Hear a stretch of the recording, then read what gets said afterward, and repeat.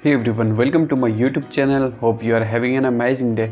Today in this video of Instagram we will see how to make a group chat on Instagram.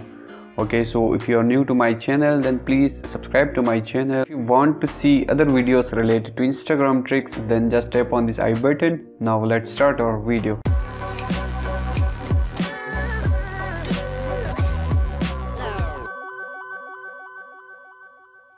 For making a group chat on Instagram, just open Instagram.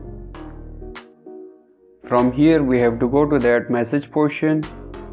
After that just tap on this edit button. Now here you have to select the members of your group. As you are creating a group chat, so you should select the members which you want to add in your group. For example, I will just select 3 members. Now after selecting the members you just have to tap on this chat. Okay, now here you can chat in a group. After sending the message at the top you can see that there is an option of name this group. Okay, now click on done. Now if I go back, then here you can see that our group has been created, and if you want to add more members then just tap on this above option, and here there is an option of add people.